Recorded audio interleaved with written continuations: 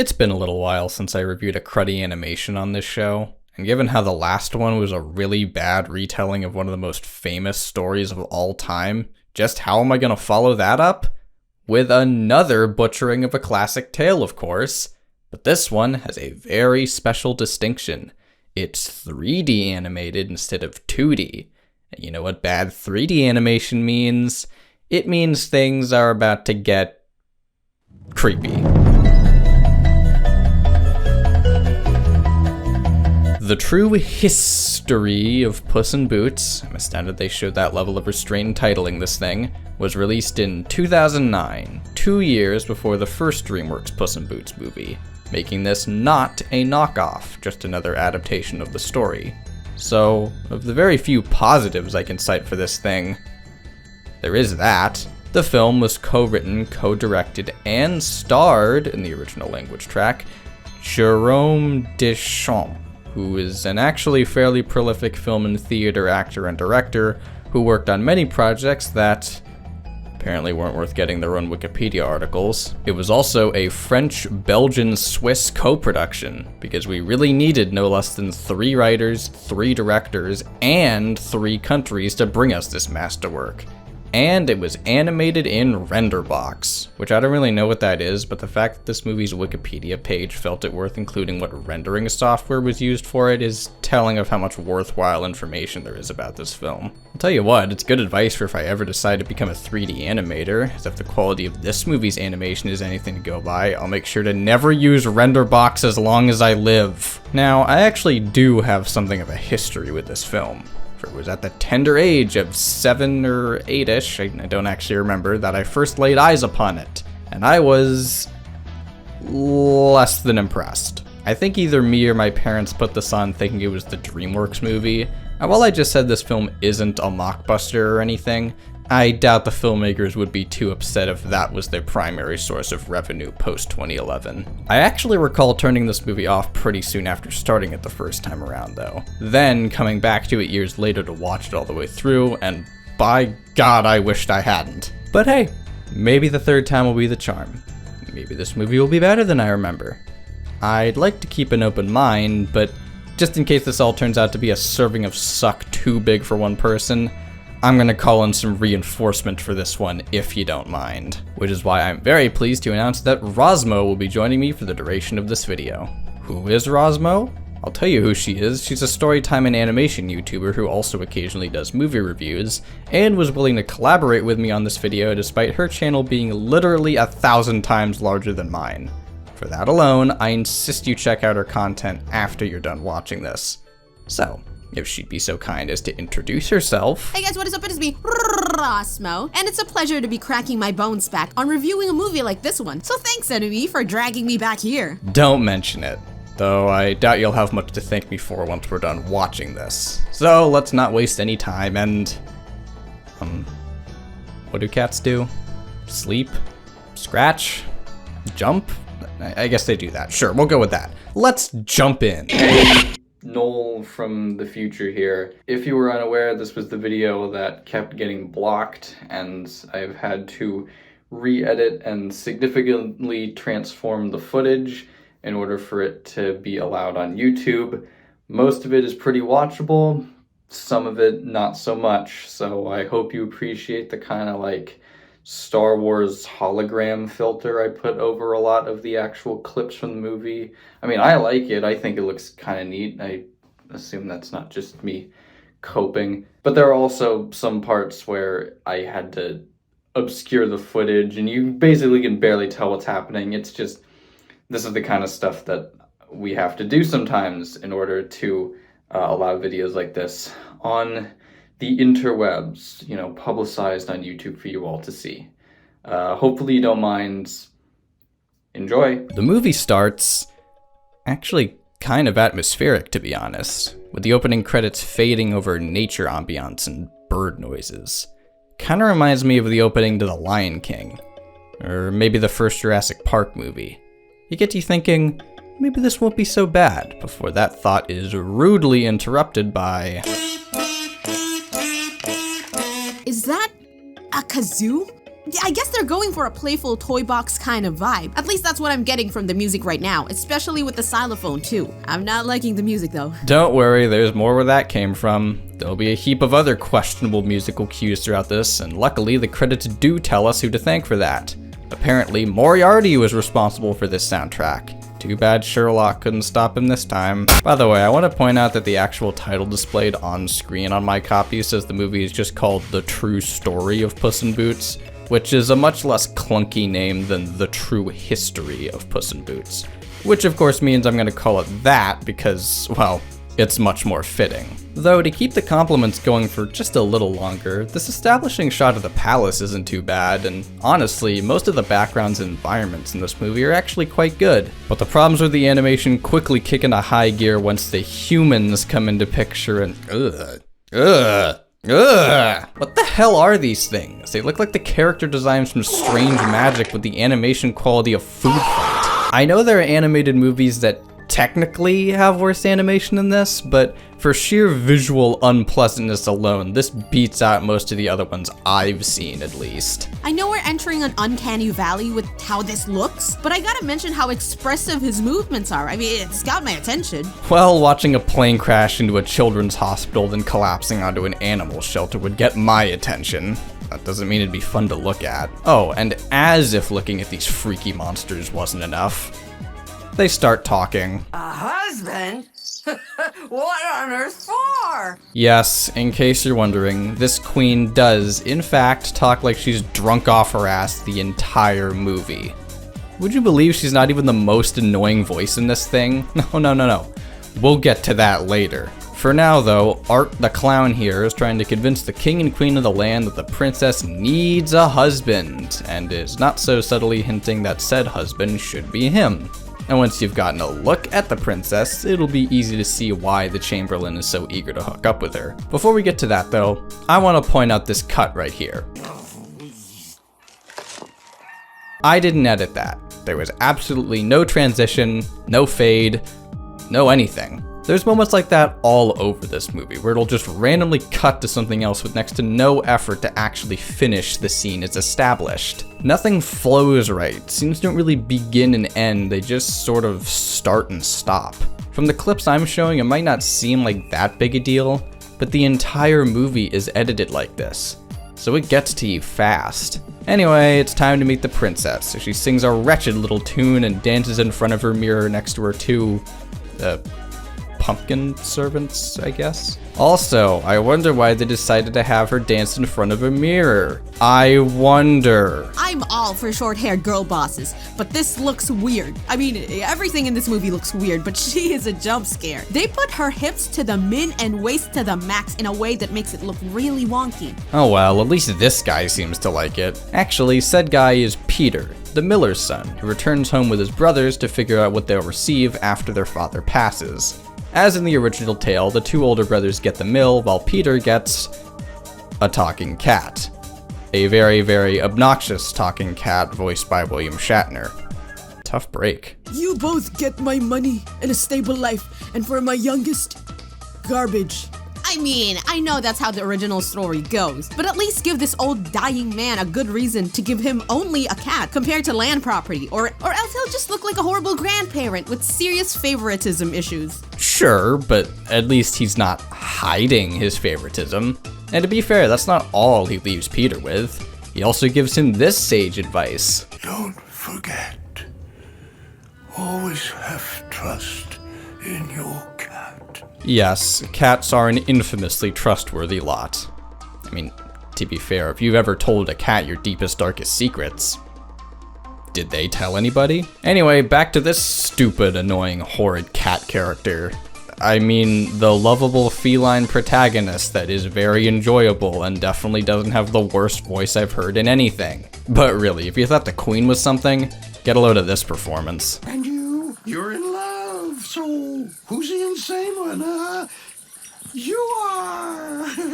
He literally sounds like Winnie the Pooh after 20 packs of cigarettes. He certainly does. But it's okay, we only have an hour and 10 minutes left with him. That clip should also clue you into how bad the lip syncing is. But it's not just the lip syncing that's off, it's everything having to do with sinking. The characters in this move around a lot, which again keeps me from saying this is technically the worst animation ever. But it also means that when bringing this over to English-speaking territories from its original French, not only are the lip movements off, but also the mannerisms, when the characters move and when they're still. And it all just makes the audio and visuals seem disconnected, like we're watching Shatner riffs the true history of Puss in Boots rather than the actual movie. Getting back to the story, after stopping by at a tavern, Puss and Peter first come across the princess, who's gone incognito trying to track down her dancing slipper, which Puss snagged in the previous scene. Aw, it's good to know Puss is willing to go the creepy route just so Peter doesn't have to. What a homie. Soon after, we have another musical number that doesn't advance anything and is just there to kill time, aka the worst kind of musical number. This is making me so fascinatingly uncomfortable and confused. I mean, her hand movements are... what is she doing? But I can't deny that she has a good voice. She doesn't look like a performer in a crummy old bar. She looks like she'd steal your money and kill you. What is that outfit? I get she's hiding in disguise, but all black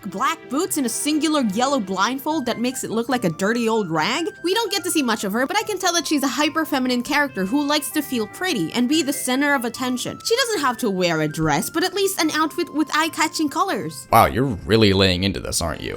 I'm more focused on the fact that Peter, despite becoming properly acquainted with the princess in this scene, is still too stupid to see through her disguise. I guess I'll file that under fairy tale logic and let it slide. What I won't let slide is this terrible editing. I know I already brought it up, but this movie really seems to have an obsession with just randomly cutting scenes off. So while P and P spend the night with this blue Jamaican space chimps reject, because this film would be incomplete if it didn't have that, Puss devises a plan to meet the ogre who lives one floor above them. He's very businesslike about it too. No suspense or anything. My god, is this movie bad at world building. Case in point, the very next scene is just the princess randomly riding off on an ostrich thing. Oh good, we're back here. Maybe things will make more sense with the talking cat voiced by Captain Kirk. Nope, I was wrong. Next scene, Puss goes to pay a visit to the Queen, and I bring this initial scene up for two reasons. One, to show this butler character, who has easily the worst design in the entire movie, so thankfully he isn't in it for very long. And two, to say that this part... Well, look, I brought a present for the I got bird. ...was actually kind of funny. It's one of the rare instances where Shatner's weird-ass delivery comes close to working. Puss makes up a lie, saying that Peter isn't just a miller's son, but actually the Marquis of Carabas, and that he is his baron. Scenes like this are mostly here to remind you that hidden beneath all the random bullshit there is actually an attempt to adapt the source material. Again, faint praise, but it is... something. The Chamberlain is starting to seriously... Wait a minute. Did you hear that? Starting to... Notice anything wrong there? I'll play it again if you didn't catch it. Starting to... They totally slowed her voice down in post to have it better match the lip flaps. Huh. And they really thought no one would notice. Mistakenly thought that no one would notice because that's probably one of the most noticeable things I've noticed all week. And the Queen talks so slow. I know it's a quirk for her character, maybe, but she either sounds drunk or trying to sound like Jennifer Coolidge. Honestly, I can only take so much of her before I zone out. So it's finally starting to get to you too, huh? By the way, this old guy that's been showing up here and there throughout the movie, that's supposed to be Charles Perrault. Yeah, the author of the original fairy tale is a minor character in this movie. Very meta of you, true history of Puss in Boots. Wait a minute, isn't the apostrophe N supposed to be a shortening of and? So is the full title The True History of Puss and Boots? That's even more clunky. I'm gonna call it that from now on. After some snooping, Peter, Puss, and the Jamonkey come across a very disturbing scene of presumably one of the princess's suitors who the Chamberlain turned into a frog, being force-fed by a hideous Italian chef stereotype with a cataract. Something about the sounds, images, and just mere idea behind the scene is ewy, and it doesn't fit with the rest of the film at all. When did we stumble into an Eli Roth movie? In other news, this guy in league with the Chamberlain turns into an octopus monster, but is thankfully soon stopped when...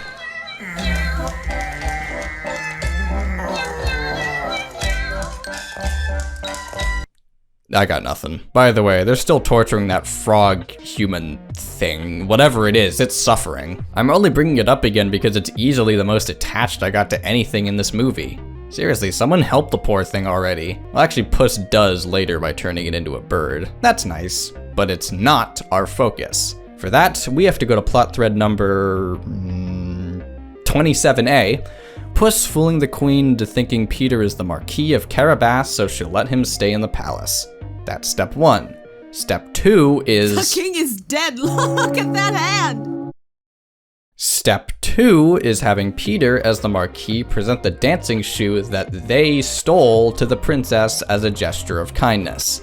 Is Puss the best wingman or what? Get a load of this scene, because this is the last you'll see this cat and his boots being magical for once and never again. So far, the Puss in Boots doesn't feel like a unique magical cat that helps Peter, but more of a sly old man who knows how to trick people for their benefit. It's weird. The magical aspect of this world is there, but they barely use it or showcase it in any way that's creative or make me feel awe of the world they live in. Your Majesty, this is nothing but a con. Don't you see they're con artists?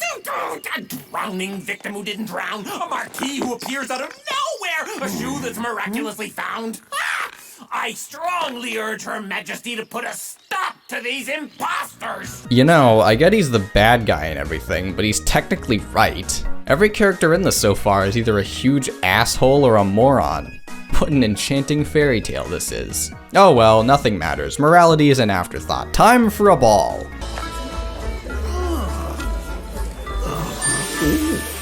Thank God those are all the layers it stripped back. Play, Doc Marcel.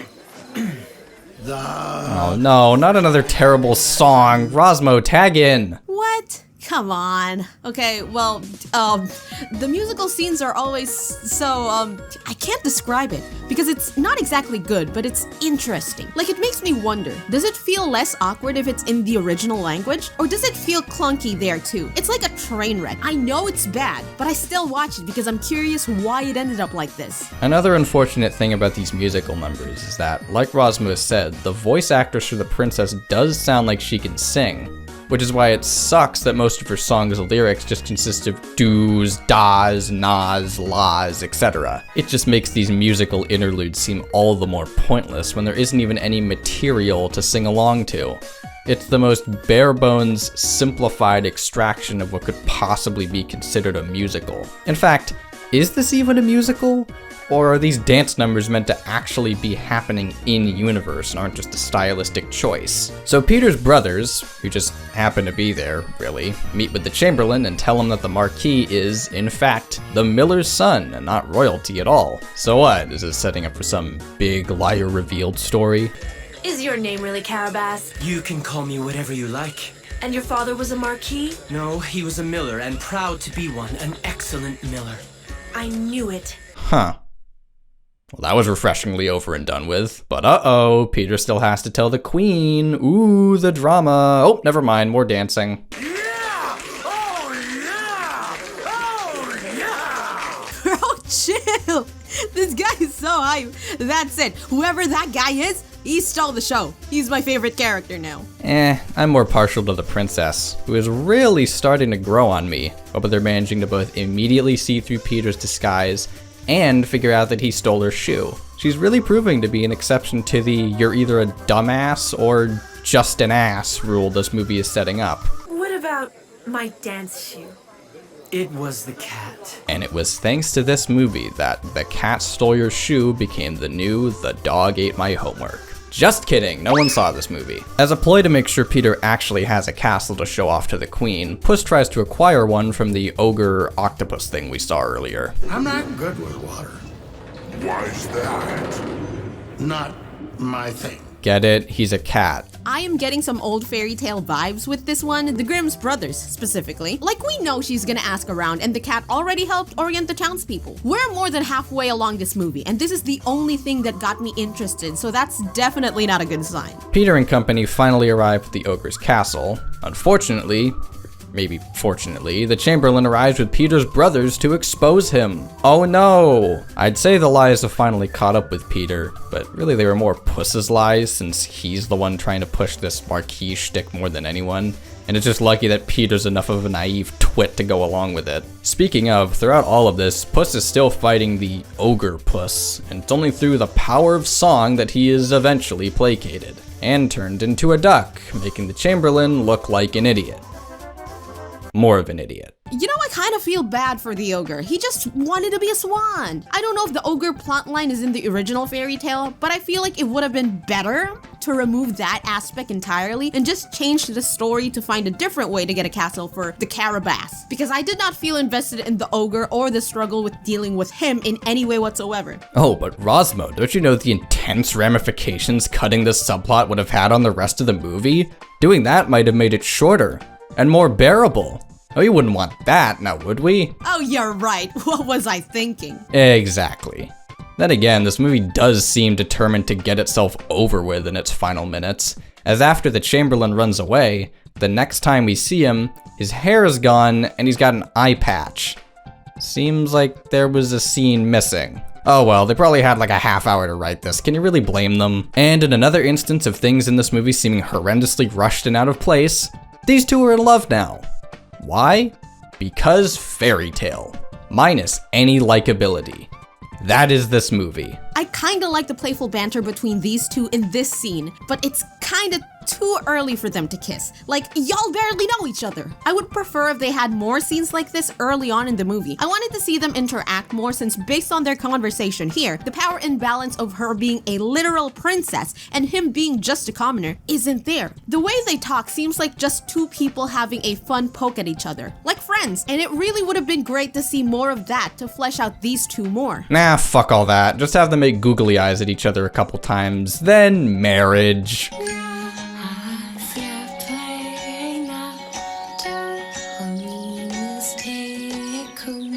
As much of a hard watch this movie is, I like when she sings. Not always, especially not the song about the turkey, but it's calming to listen to. I don't know, I'm grasping for straws on what I liked about this movie at this point, because the pacing is so off aside from the ride to the fake Carabas castle, and the only thing that breaks the constant yapping and exposition dump are the musical numbers that the princess or the cat makes. Said cat is a drifter now, I guess. Perrault's narration comes back to lazily bookend things, and the Chamberlain was turned into a frog. Maybe he'll get force-fed now as some karmic justice.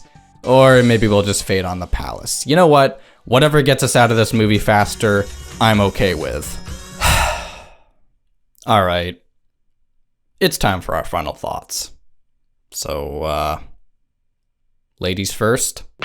Alright, time to rip the band-aid off of this one. This movie is just bad. I think we can all agree on that. The pacing is slow. I feel this movie only needed 30 minutes or less to tell the story. It didn't have to be an hour-long film. The music padded the runtime, but not as much as the long-ass dialogue. The way the queen spoke made me pull my hair. It was so slow, and she had a lot of dialogue too. I know I won't dare to watch this movie again, but I have to say, it feels like the first step for the people involved here to go on and make better things. This seems like the clunky first project sort of vibe that had good intentions, but just not able to make something great or good or fun to watch. If anything, I'll say this movie is a boring film. Excluding Oh Yeah Guy, because he's the reason why this movie went from forgettable to so bad it's kinda good territory. But just this one scene. Everything else is not worth watching. I concur. I don't think it needs any more spelling out, but the true history of Puss and Boots is one giant tray of kitty litter that desperately needs to be emptied. Instead of being charmingly awkward or ironically amusing, mostly it's just annoying. The story is whatever. It's a pretty straightforward adaptation of the original fairy tale, albeit with some notable creative liberties, but the execution is so ugly. So poorly paced, such an assault on the senses, that it all just builds on top of each other until you're not entirely sure what you just watched. You'd think this would lend the movie a so bad it's good aspect and imbue it with some ample riffing opportunity.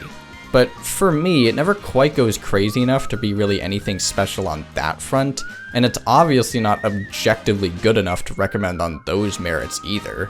It's not really funny bad, it's just somewhere between boring and obnoxious. Maybe a little more towards the aggravating side just because of some of that atrocious voice acting, which means this isn't even the kind of bad movie you can just snooze your way through, because that's constantly being interrupted by shit like this. I don't mind a little hanky-panky now and then. If you've got some friends together and you were all smashed enough, you could maybe get a couple bad movie kicks out of this one. For everyone else though, I can't really recommend seeking it out. I'll tell you what though, as bad as this movie is, it was at least nice to have someone to suffer through it with me, so thanks for joining me, Ros Mo. Thanks so much for inviting me. I'm happy to be part of this. Pleasure's all mine. Well, I guess there's nothing else to say, but from the both of us, thank you for watching, have a great day, and until next time, see ya. Ros Mo. Can I roll my R's like that?